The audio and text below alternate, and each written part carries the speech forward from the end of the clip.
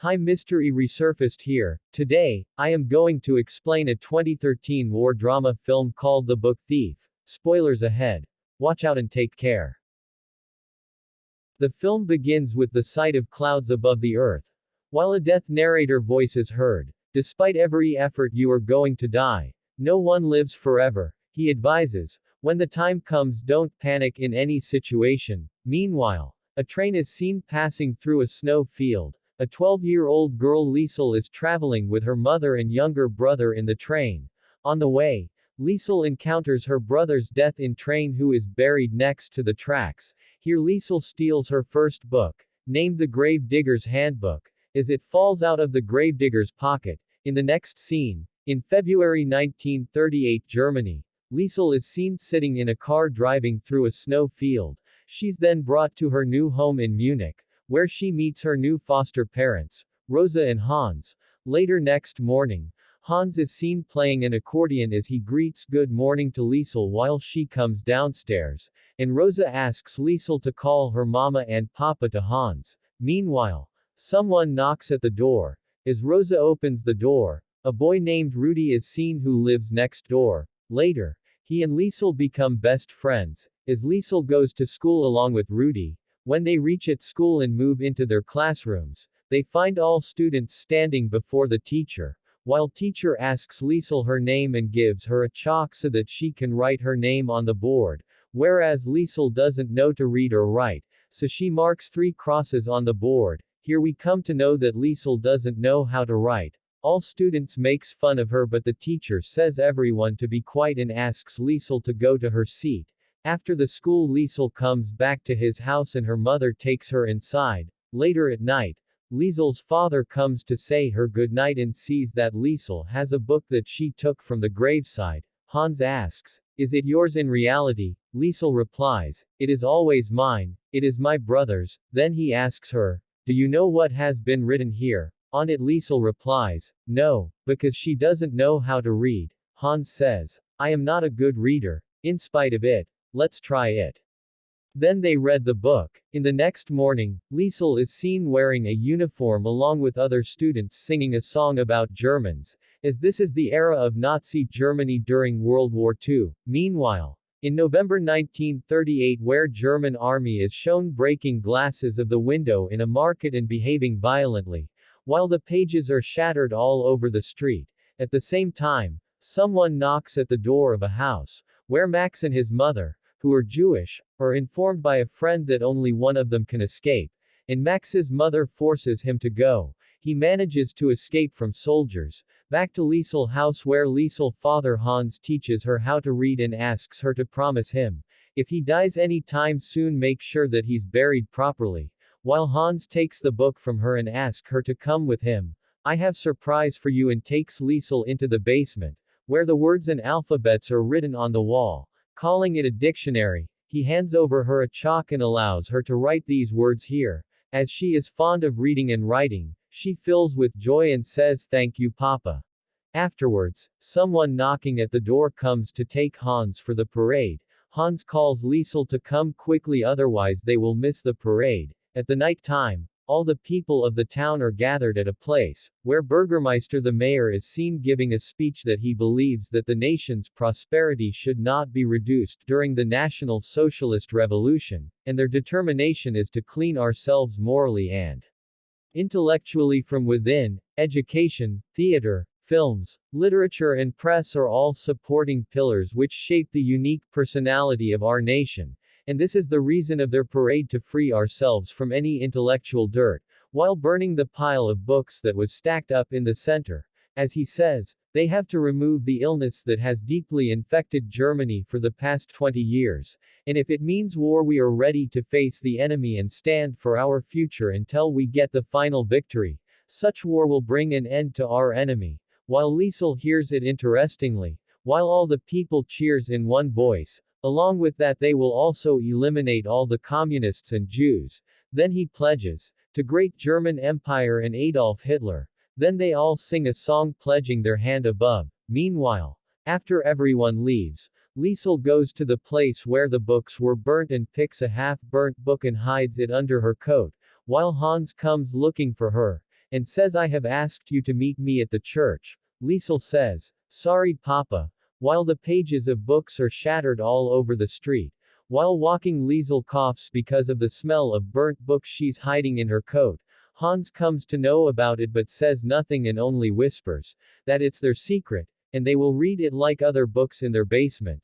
Liesel gets happy and asks, his real mama was a communist, and was it Hitler who killed his mama? And says she hates Hitler, whereas Hans forbids her to say it in front of anyone.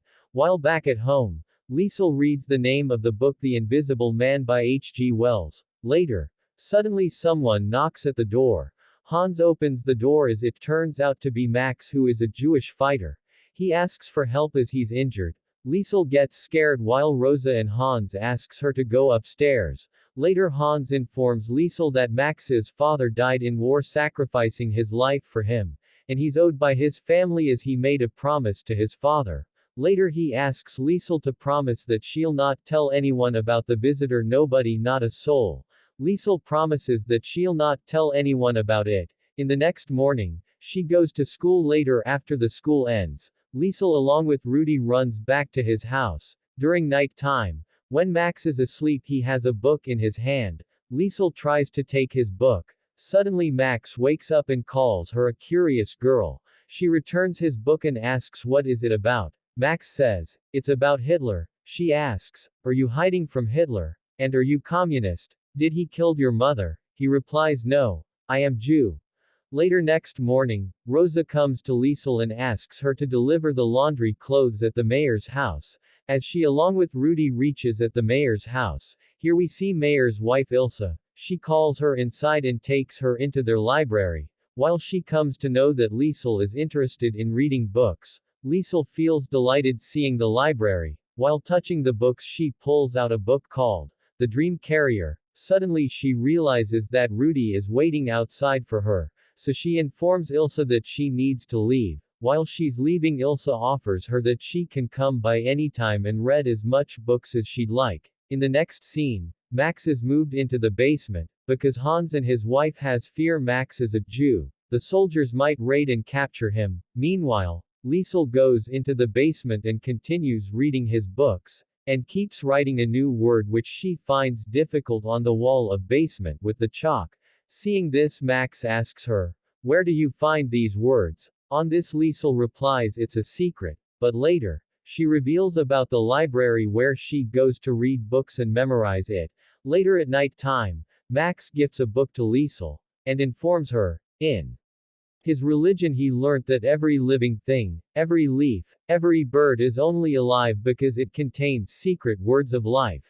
To tell the difference between a clay and ourselves, is that we use words, and words are essential for life. In the meantime, cold increases due to the continuous snowfall. Max falls ill due to the basement's cold temperature, while Liesel thinks that Max will die now, so she puts her dead brother's picture on him, and like always she reads the book, The Invisible Man, by H.G. Wells. It's about a stranger who arrived here in early February, one wintry day through a biting wind and driving snow, and none other could know about him until he dies. After that, Liesel goes to Ilse's house since Ilse's husband has forbidden her from using his laundry services. She sneaks into the library through the window and steals a book from the library. As the time passes by, she keeps on stealing the books one by one in the similar way from the library. Later on, Rudy comes to know about it, but she says she has only borrowed it. With that, Liesel also reveals about Max in front of Rudy, whereas now soldiers' visits has increased around for checking the presence of Jews and communists in the area, while Liesel's family stays alert. Soon, a local party member comes by to check the Hans basement. During night time, an air raid siren is heard. All the people in that area move to a safe place with their bags, leaving Max at home. Rosa and Hans along with Liesel also hides at the safe place, while Max comes out from the basement and feels delighted. As he looks at the stars in the sky smiling, suddenly an army van approaches towards him. He hides quickly. Later next day, Max decides to leave so that Hans' family may not get into trouble because of him. While Liesel gets upset as Max leaves in the middle of the night, Liesel cries a lot, which makes Hans and Rosa worried about her. Then the next morning Liesel comes to know about his best friend Rudy has been selected for the elite training, and it's going to start in summer. In the meantime, Hans receives a post he's been conscripted by the army. Liesel says that everyone is leaving, even his friend Rudy. While leaving, Hans asks to take care of her mother Rosa, since she's not enough strong as she pretends to be, and leaves. As time passes by, one day when Liesel was sitting outside on his stairs reading a book, in the meantime, an army van approaches there and Hans steps down. Seeing Hans, Liesel gets happy and runs towards him saying, "Papa, you have come back to home." At night time, in the house while talking with Hans, Liesel says that he keeps thinking about Max and wondering where he is. Hans says, "Me too." Suddenly, the city is bombed by accident, and the air raid sirens fail to go off. The next day, everything is destroyed, houses are turned into dust. Dead bodies are shattered everywhere. Everything is fully destroyed. Soldiers finds a live girl from under a house basement. She turns out to be Liesel, who survived from the bombing because she fell asleep in the basement while writing in the journal given to her by Max. She's wounded as she looks out for his mama, Papa, but Hans, Rosa, Rudy's family and Franz are all killed in the bombing. Seeing dead bodies, she faints. When she comes back to his senses, she finds a book under the bricks. At the same time, Mayer's wife Ilse arrives there in her car. From his house, Liesel used to steal books. Seeing Ilse, Liesel runs up to her and hugs her. Then the scene cuts. 2 years later, Liesel is working in the tailor shop owned by late Rudy's father. When Max unexpectedly enters, thrilled by his endurance and return, Liesel runs to hug him. In the next scene, the year 1945 is shown, and the United States troops has occupied Germany. In the last scene, is death narrates again, "I have encountered many great things. I have attended the worst destruction of the world, and seen the greatest of villains. I've also seen the great wonders. But I'll just say that no one lives forever." When I finally came for Liesel, I was filled with egotistical pleasure, that she had spent her 90 years of life so wisely. Many people were moved by her stories, and Max's friendship was as everlasting as Liesel. In her last thoughts, she faces many lives which were tied with hers, as her 3 children, her grandchildren, her husband, and among them, lit like lanterns, were Hans and Rosa, her brother, and the boy who she'll never forget forever. But in the end, there were no words but only peace. Subscribe for more videos like this, turn on notifications and leave a like to help the channel out. Thank you for watching.